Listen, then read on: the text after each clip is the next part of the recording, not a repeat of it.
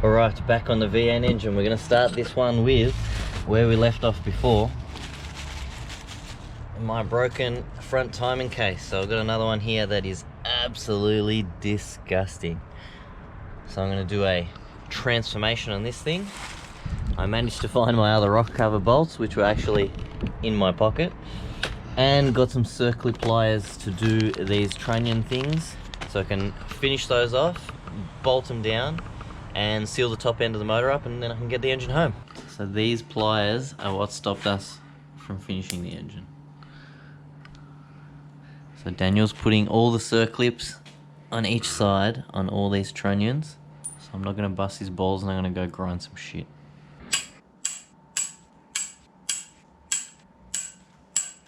So this is how much you have to grind off the front cover if you have a spaced out oil pump. And why we changed the cover?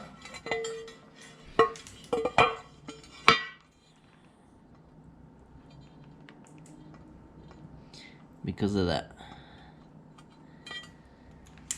To you buzz. So all trunnion circlips done on both sides torqued. Motor turns over nice.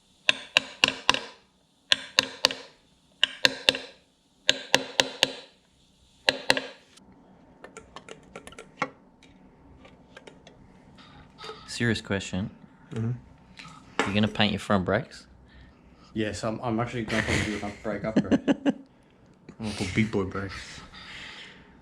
Again, what's the reason you're putting the balancer on before tightening this case? To try Or timing and case? centralize the case, because the case has a lot of movement. So, you know, if it's off slightly, the seal's not going to be contacting this properly. So I just sort of put that on loose. The balancer centralizes and everything. Put the balancer on, it'll kind of get it a bit central, and then do my procedure with the sump and that.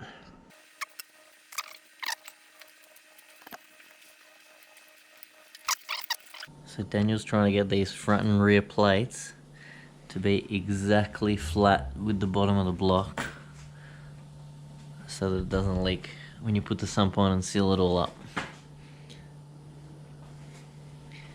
Are you more happy with that corner now? No, I gotta do it.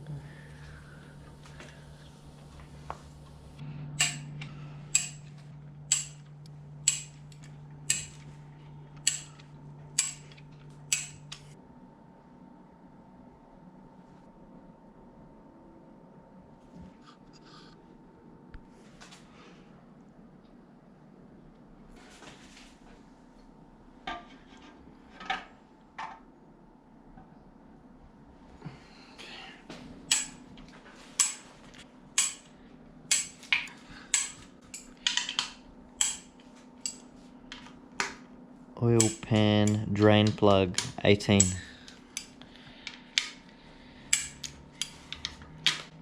Do you torque the sump plug on every car you do?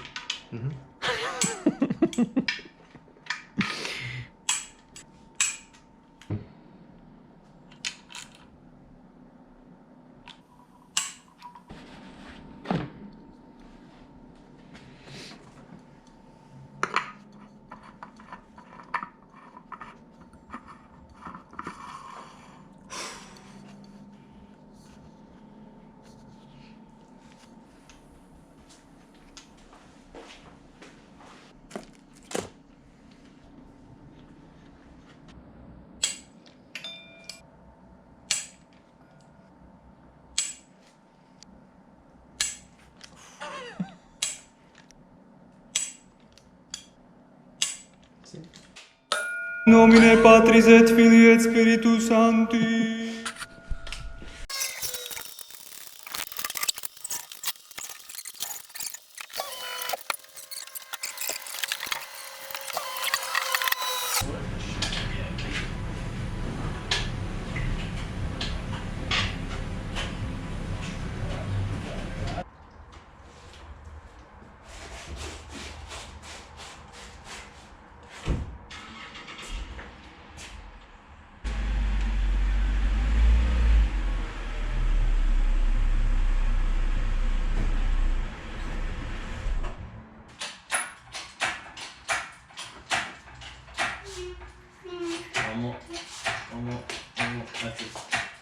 Can you hold it steady? And watch your feet.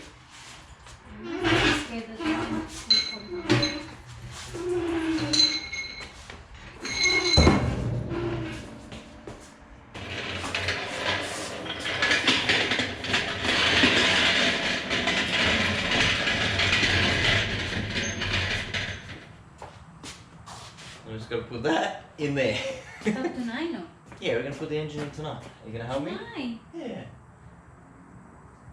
Of course not. Let's get Good the night. fuck out of here.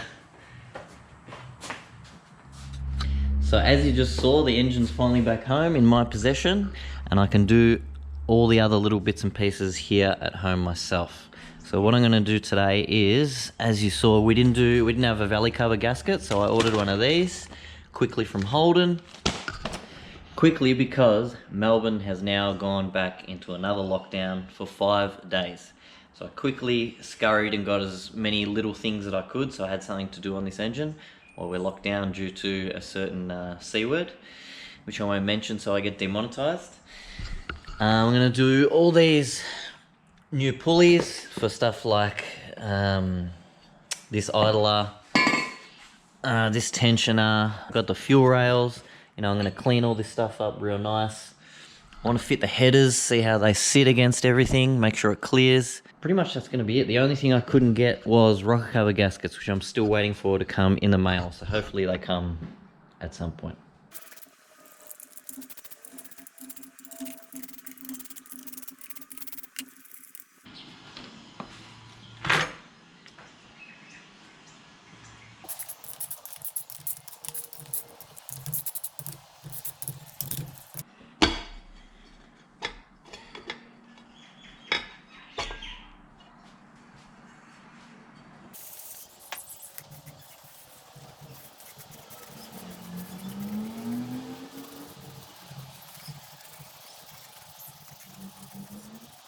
Now the first time I cleaned this valley cover, this was black.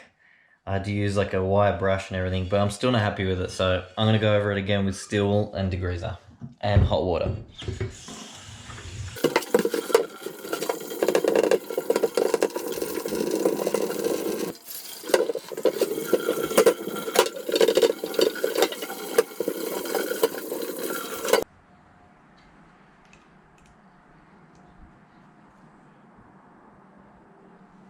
Not as clean as I wanted, but cleaner.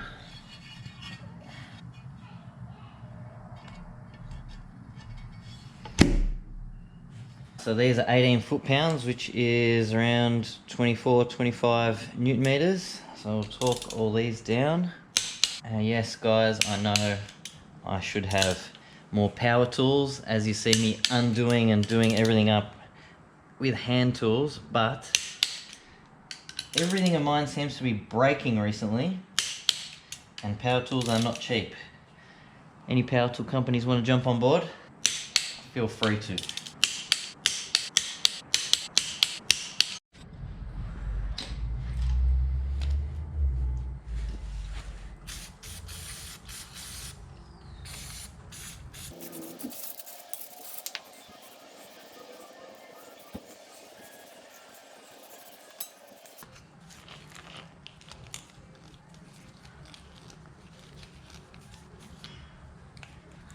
Now these knock sensors I would torque as well, but my torque wrench is too small for this 7/8 inch socket. So I'm just going to do them up fucking tight.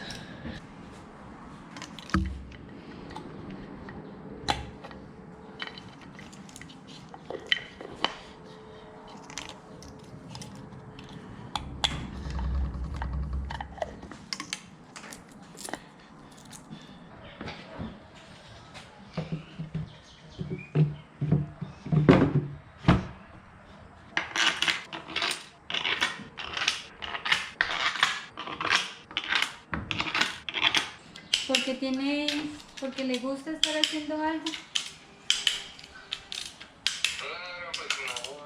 Yeah, put your brother on YouTube. Ah, Put your brother on YouTube.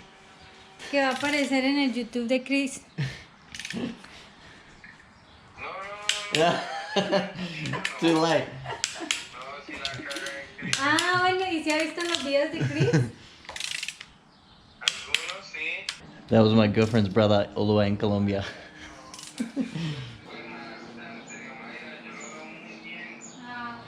So these are the Aeroflow fuel rails I got a while ago now. Now going to pull the injectors out of the standard rail, lube them all up, slide them in nicely.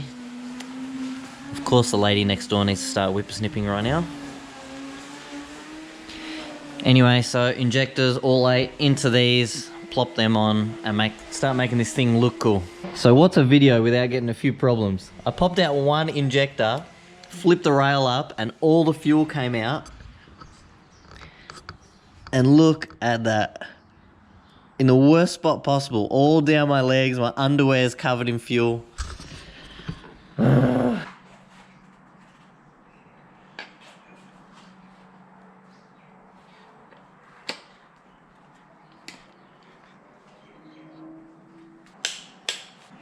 Always give them that little extra nip. So that's fuel rails done, torqued up. Oops. Looks a lot better than the factory rail with the tube here with the reg on it. This car already has an aftermarket reg on the firewall, so that works out good. I'm gonna do our own fittings. The reason I didn't buy a whole kit with all the fittings and stuff in it, because I didn't know which way we wanted to run all the fuel lines. So I thought just buy bare rails and we can buy whatever fittings, whichever direction, angle, whatever we want to do. And obviously the one across the front here. While we're on the topic of lines and stuff, I'm also doing the matching catch can to these. So where have people run their catch cans from? And where are they mounting them? I don't know where to mount it in the bay. We're gonna do one fitting here, obviously, where the PCV is. And not sure about this side. I've seen people run them off here, but I think I might match that side. Hole saw here and do another fitting and just run these together or somewhere, whatever direction. Post in the comments how you've run your catch can on an LS. Now I'm gonna clean a few things like this bracket with the pulley on it. This bracket I can't remember where it goes. And this for the power steering reservoir. Now, what's in here? Warm water, washing powder, degreaser, and just a dash of God's nectar here.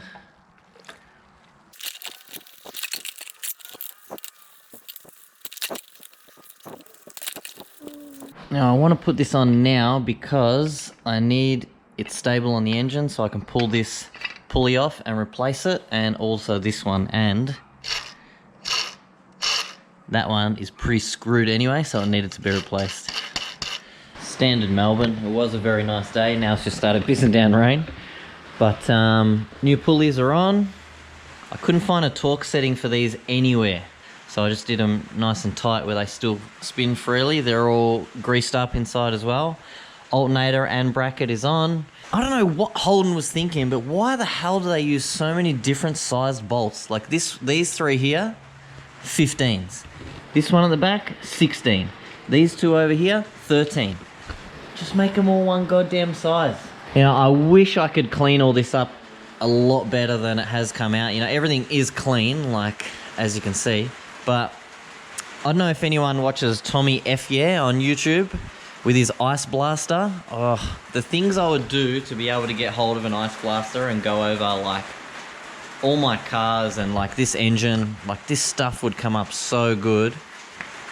But anyway, you can only do what you can do with what you've got, I suppose. And it's pretty much done, guys. So alternator on, power steering pump, which I cleaned as good as I could, on, belt on. That's pretty much everything. I just want to sit these headers on quickly, get the full sort of view of what it's all going to look like, even though it's going to look exactly the same as what it did before.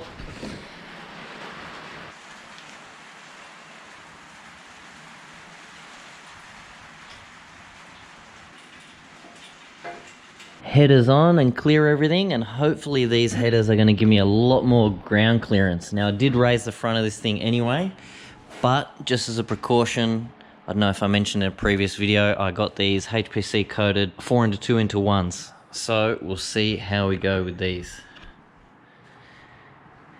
Now a lot of people keep asking, oh, so close till the engine's back in, you know, just a few more things and drop it back in.